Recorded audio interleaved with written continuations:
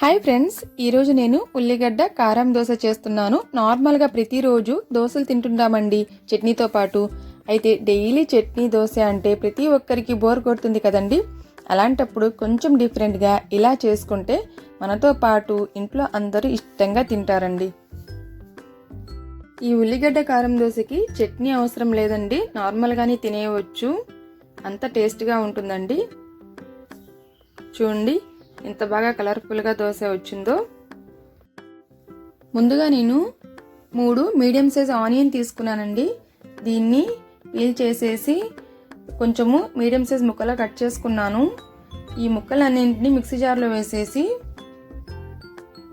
2 వెల్లుల్లి రెబ్బలు వేసానండి. 1/2 టీ స్పూన్ సాల్ట్ వేసాను. 1 ఫుల్ టీ స్పూన్ కారప్పొడి వేస్తున్నానండి. చూడండి, 1 ఫుల్ టీ స్పూన్ అండి ఇది కారప్పొడి. ఇప్పుడు ఈ మొత్తాన్ని మిక్సీకి మూత పెట్టేసి మొత్తాన్ని బాగా మెత్తగా పేస్ట్ లాగా చేసుకున్నానండి. ఇలా ఉల్లిగడ్డ కారం రెడీ చేసుకున్నాను. ఇప్పుడు దీన్ని ఒక గిన్నెలోకి తీసి పక్కన పెట్టేసుకుంటున్నాను. ఇప్పుడు కొన్ని పుట్నాల పప్పు తీసుకున్నానండి. ఒక 2 టేబుల్ స్పూన్స్ అనుకోండి, చిన్న గ్లాస్ నిండా తీసుకున్నానండి. దానిలోకి 1/2 టీ స్పూన్ సాల్ట్ వేసాను. దీన్ని పౌడర్ లాగా బాగా మెత్తగా పౌడర్ చేశానండి పుట్నాల పప్పులు. ఇప్పుడు దోసపిండిని తీసుకున్నానండి. నార్మల్ దోసపిండి మాత్రమే ఇది. దోసపిండిలోకి కొంచెం సాల్ట్ వేసి కొంచెం వాటర్ కూడా పోసేసి నార్మల్గా కలుపుకుంటున్నానండి. దోసపిండి ఎలా ఉంటుందో అలా కలుపుకుంటున్నాను. చూడండి, ఇలా కలిపేసాను దోసపిండిని.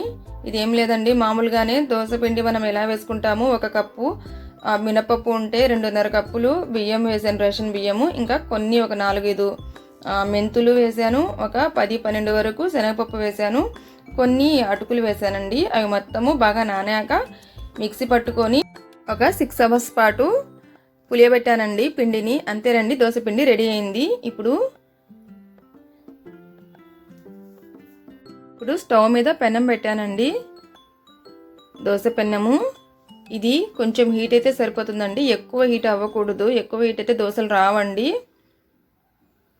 కొంచెం హీట్ అయ్యాక ఇప్పుడు దోశలాగా వేసుకోవాలండి. బాగా స్ప్రెడ్ చేసుకోవాలి. ఎంత పతలాగా కుదిరితే అంత పతలాగా వేసుకోవాలండి దోశని. ఇప్పుడు దోశ కొంచెం కాలాక చూడండి, దోశ కాలింది కనిపిస్తుంది చూడండి కలర్ పైన. అలా దోశ కొంచెం బాగా క్రిస్పీగా అయ్యాక అప్పుడు మాత్రమే మనము ఉల్లిగడ్డ కారము దోశ మొత్తము స్ప్రెడ్ చేయాలండి. 1 స్పూన్ వేసానండి, సరిపోలేదు దోశ మొత్తానికి, కాబట్టి నేను ఇంకొక స్పూన్ తీసుకొని ఇంకొక చిన్న స్పూన్ అండి ఇది, దీంతో ఇంకొక స్పూన్ వేస్తున్నాను. బాగా దోశ మొత్తం వచ్చేలాగా స్ప్రెడ్ చేసుకోవాలండి. చూడండి, ఇలా స్ప్రెడ్ చేశాను. దోశ కాలక ముందే వేసామంటే బ్యాక్ సైడ్ వైట్గా ఉంటుందండి దోశ మొత్తము, ఇంకా పచ్చిగా కూడా ఉంటుంది. కాబట్టి బాగా కాలాక మాత్రమే మనము ఉల్లిగడ్డ కారం వేయాలి. నెక్స్ట్ దీనిపైన పుట్నాల పప్పుల పొడి ఉంది కదండి, అది చల్లుతున్నాను. చల్లేసి 1 సైడ్ మాత్రమే కాల్చుకోవాలండి, సెకండ్ సైడ్ టర్న్ చేయకూడదు. మనము ఇప్పుడు ఆయిల్ పోసుకోవాలి. మన ఇష్టం అండి, ఎక్కువ ఆయిల్ పోసుకునే వాళ్ళు పోసుకోవచ్చు. నేనైతే మీడియంగా పోస్తున్నాను. ఇప్పుడు హాఫ్కి మాత్రమే ఫోల్డ్ చేయాలండి, సెకండ్ సైడ్ టర్న్ చేయకుండా స్లోగా హాఫ్కి టర్న్ చేయాలి. చూడండి, ఫోల్డ్ చేయాలి. ఇలా కలర్ఫుల్గా క్రిస్పీగా ఎంత బాగుందో చూడండి దోశ. అయిపోయిందండి, దోశ రెడీ అయిపోయింది.